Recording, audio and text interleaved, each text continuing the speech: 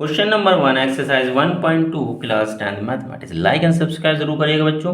Prove that root 5 is irrational. हमें क्या prove करना है? रूट 5 इरेशनल है। इरेशनल हमें पता है कौन से नंबर होते हैं, जिन नंबरों को हम p अपॉन क्यू की फॉर्म में नहीं लिख सकते, यानी कि a अपॉन b के फॉर्म में नहीं लिख सकते, यानी कि बटे के फॉर्म में नहीं लिख सकते, यानी कि 1/2 3/2 इस फॉर्म में नहीं लिख सकते, उसे हम क्या मानते हैं? इरेशनल नंबर मानते हैं। और बाकी सारे जो नंबर होते हैं वो सारे क्या होते हैं? रैशनल नंबर होते हैं। दो ही तरह के नंबर हो गए, इरेशनल नंबर और रैशनल नंबर। अब जो रैशनल नंबर, इसको हम क्या मान लेते हैं? रूट 5 को हम रैशनल नंबर मान लेते हैं, एज्यूम कर लेते हैं कि रूट 5 क्या है? रैशनल नंबर है। रैशनल नंबर है तो ये a अपॉन बी के फॉर्म में लिखा जा सकता है, where b is not equal to 0। और वहाँ a और b को हम क्या मान लेते हैं? को प्राइम नंबर मान लेते हैं। को प्राइम नंबर कौन से होते हैं? जिनका HCF हाईएस्ट कॉमन फैक्टर क्या होता है? 1 होता है, वो नंबर हमारे को प्राइम नंबर होते हैं। आपको मालूम है को प्राइम नंबर कौन कौन से होते हैं? 2 और 3 को प्राइम है, क्योंकि HCF क्या है? 3 और 4 भी को प्राइम है, जबकि 4 प्राइम नंबर नहीं है, कंपोजिट नंबर है, ठीक है ना। 6 और 7 को प्राइम नंबर है, क्यों? इनको इनका HCF करोगे क्या आएगा? 1 आएगा। और 3 एंड 101 भी को प्राइम है, ये नहीं कि पास पास वाले, क्योंकि ये भी प्राइम नंबर है और ये भी प्राइम नंबर है। दो प्राइम नंबर 17 और 19 ये भी को प्राइम नंबर है, क्योंकि इनका HCF क्या है? 1 है, ठीक है ना। तो ऐसे नंबर को को प्राइम नंबर कहते हैं, तो उनका हम क्या मान लेते हैं? को प्राइम नंबर मान के हम उन्हें सॉल्व करते हैं। ये लिख लिया। लेट अस अज्यूम, अज्यूम कर लो to the contrary that root 5 is a rational number. Rational number assume कर लिया। That is we can find coprime a and b. हमने दो को प्राइम नंबर फाइंड कर लिए, a and b, such that root 5 is equal to a upon b. हमने coprime number find out कर लिया। Find out करने का मतलब क्या है? मान लो कोई नंबर है 1.5, इसको हमें हमें क्या पी अपॉन क्यू की फॉर्म में लिखना है? 6/4। 6 को 4 से डिवाइड कर लो, 4 1 द 4, बचे 2, 4 5 द 20। लेकिन ये को प्राइम नंबर नहीं, क्योंकि इनका एक कॉमन फैक्टर क्या है? 2 है। अगर उससे हम डिवाइड करेंगे तो क्या बन जाएगा? 3/2। और 3/2 क्या है? 2 1 द 2, 2 5 द 15, यानी कि 1.5 आ गया। तो हम किसी भी प्राइम नंबर, किसी भी नंबर के लिए, हम कोई भी हम नंबर है तो हम ऐसे क्या नंबर फाइंड आउट कर सकते हैं जो क्या हो? को प्राइम हो। तो हमने इसे क्या मान लिया? को प्राइम है, यानी इनका कॉमन फैक्टर क्या है? 1 है, ठीक है। अब ये कर लिया। अब इसके बाद हम सिंपली क्या करेंगे? Squaring both side. Squaring both sides we get, तो स्क्वायर स्क्वायर करेंगे तो ये क्या बन जाएगा? 5। रूट 5 का स्क्वायर क्या होता है? 5 होता है, इतना पता होगा। और ए का स्क्वायर क्या होगा? A square upon b square. B square को इधर ले जाओ तो क्या बन गया? 5b² is equal to a square upon कुछ भी नहीं, या कुछ नहीं बचा, 1। तो 1 लिखने की ज़रूरत नहीं है। और इसका मतलब क्या हुआ? अब बी स्क्वायर को इसी साइड रखो, b square is equal to a square upon 5। A square upon 5, इसका मतलब क्या हुआ? इट्स एम्प्लाइज, जरूरी नहीं ये सेंटेंस लिख के, ये यहाँ तक का भी complete. It implies a square is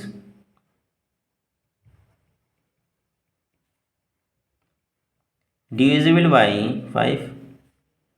a square किससे डिविजिबल है? 5 से। So a is also divisible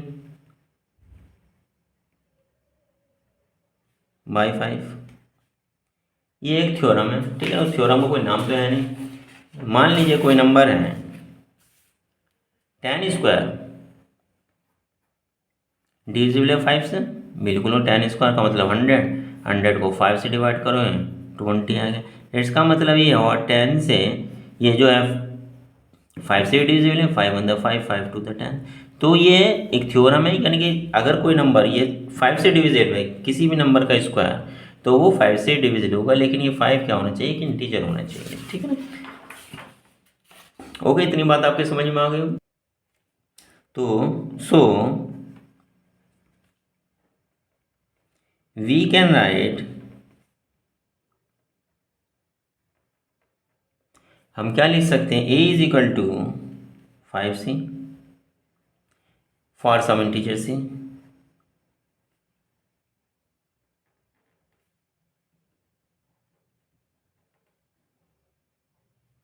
किसी सी इंटीजर के लिए। ये बात समझ में आई, क्योंकि हम क्या लिख सकते हैं, क्योंकि इसका डिविजिबल तो लिख सकते हैं जी। अभी हमने करा था कि ये 10 से डिविजिबल था ना, 10 से डिविजिबल था, तो हम 10 को क्या लिख सकते हैं, हम 10 को लिख सकते हैं ना 5 × 2। तो क्योंकि ये 5 से डिविजिबल है तो हम इस 10 को क्या लिख सकते हैं, 10 को लिख सकते हैं 5 × 2। 2 क्या है, हमने सी ले लिया, डेट इज 5c।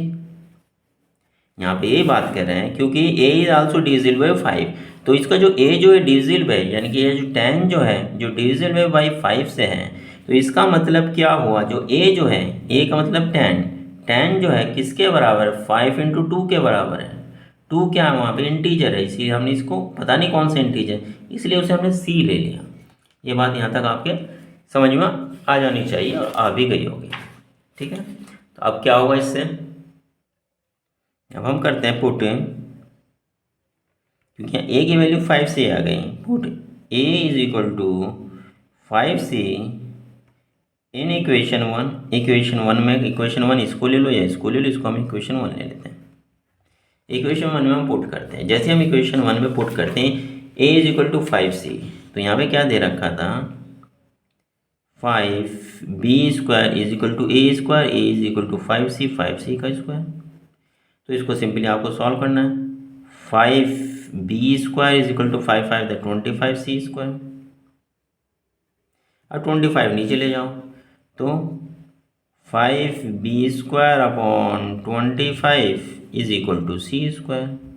इसको इसको काट दो, b² upon 5 is equal to c²। यहाँ पे क्या आ गया, b² upon 5 is equal to c², और यहाँ पे क्या था, a² upon 5 is equal to b²। जब a² अपॉन 5 था, इसका मतलब a² डिविजिबल बाई 5, तो यानी b² अपॉन 5, किसका मतलब क्या हुआ, b² is divisible by 5। It implies same उसी तरह लिखेंगे, it implies b² is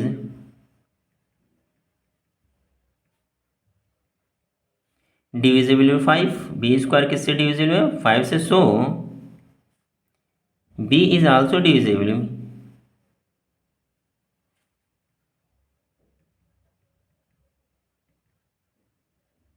b is also divisible by 5। b भी क्या है, 5 से डिविजिबल है। तो यहाँ पता क्या चला, b किससे, 5 से डिविजिबल, और इधर क्या चला था, a is also divisible by 5 and b is also divisible by 5। यानी कि ये कहना चाह रहे हैं a is divisible by 5 and b is also divisible by 5। इसका मतलब क्या हुआ कि इनमें एक कॉमन फैक्टर क्या है, 5 है, ठीक है ना। और हमने ये अज्यूम करा था ये कॉमन फैक्टर इसमें क्या है, 1 है, यानी कि को प्राइम में, लेकिन हमने क्या प्रूव कर दिया, इनमें एक कॉमन फैक्टर 5 है। ओके, तो हम लिख लेते हैं, therefore a and b have at least 5 as a common factor. इससे हमें पता क्या चलता है, आता है कि a एंड b के एट लीस्ट 5 जो है कॉमन फैक्टर है। तो फिर इससे रिजल्ट क्या निकला, जो हमने सोचा था, ठीक है ना, जो हमने अज्यूम करा था वो हमने गलत अज्यूम करा था, ठीक है ना, यही रिजल्ट निकलता है ना। फिर इसके बाद हम लिखेंगे, but this contradicts the fact that a and b are coprime. A and b क्या है, कोप्राइम, यहाँ तक भी लिख सकते हैं। आई यानी कि a and b have no common factor other than 1, कोई फैक्टर नहीं है अदर देन 1, ये इसमें लिखना ज़्यादा होता है। फिर उसके बाद लिखेंगे, दिस कंट्राडिक्शन हैज़ अराइजन, ये जो कंट्राडिक्शन जो है वो पैदा हुई है because of our incorrect assumption, जो हमने इनकरेक्ट जो है एज्यूम करा था, एज्यूम ही हमने ठीक नहीं करा था, डेट रूट 5 इज रैशनल, के रूट 5 क्या रैशनल। सो वी कॉन्क्लूड, हम क्या कॉन्क्लूड करते हैं, that root 5 is irrational, root 5 is irrational, root 5 क्या है हमारा, इरेशनल है। ये क्वेश्चन नंबर तो कौन सा था भाई, क्वेश्चन नंबर 1 था, ये कंप्लीट हो गया। ये आपने यहाँ से यहाँ तक नोट कर लिया होगा, बिल्कुल नोट कर लीजिए, इसे भी नोट कर लीजिए, ठीक है ना। उसके बाद इस अगला देख लेते हैं, रूट 3। इस रूट 3 क्या है, इरेशनल है, ये आपने नोट कर लिया, मैं इसमें काटापीटी कर रहा हूँ। अगर मान लीजिए प्रूफ आता रूट 5 की जगह क्या होता है, रूट 3 आता, रूट 3 क्या है, इरेशनल है, तो हम ऐसे लिखते हैं, let us assume to the contrary that root 5 की जगह क्या लिखते हैं, root 3। Root 3 is rational number that we can find coprime a and b, b is not equal to 0 such that root 5 की जगह क्या लिखते हैं, root 3 is equal to a upon b. तो 3 का 5 की जगह क्या बन जाता है, 3 is equal to a square b, then 3 is equal to b square, then b square is equal to a square by 3। तो ए स्क्वायर को कौन डिवाइड कर रहा है? 3 कर रहा है, तो लिखेंगे a square is divisible by 3, so a is also divisible by 3। ठीक है ना, इतना इतना करना है, 5 की जगह 3 लिखना है, √5 की जगह √3 लिखना है। So we can write a is equal to 3c, 5c नहीं क्या हो जाएगा 3c for some integer c, किसी इंटीजर c के लिए। So put now a is equal to 3c in equation 1, इस इक्वेशन 1 में a इज इक्वल टू 3। उसके बाद क्या लिखेंगे, इक्वेशन 1 में पुट कर देंगे तो ये हमारी इक्वेशन क्या बन जाएगी, 3b square is equal to 3c का होल स्क्वायर, क्योंकि यहाँ इक्वेशन क्या है 3b square is equal to a square, then a किसकी वैल्यू क्या है 3c है, तो ये बन जाएगी। अब इसको फिर हम ऐसे सोल्व कर लेंगे, कैसे सॉल्व करेंगे, जैसे खोल लेंगे 3b square is equal to 3 3 9c square, 9 इधर ले आओ तो 9 इधर आते क्या बन जाएगा 3b square upon 9 is equal to c square, 3 3 इधर 9 कटा तो b square upon 3 is equal to c square, फिर ये आएगा then b square divisible by 3, b square divisible by 3 कट रहा है डिवाइड हो रहा है, so b is also divisible by 3।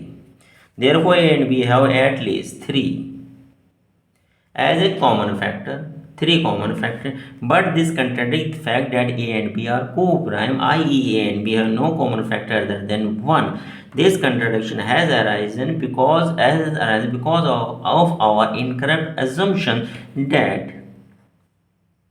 √3 is rational number, so we conclude that √3 is irrational। ठीक, सिंपल हो गया, ये √3 का हो गया।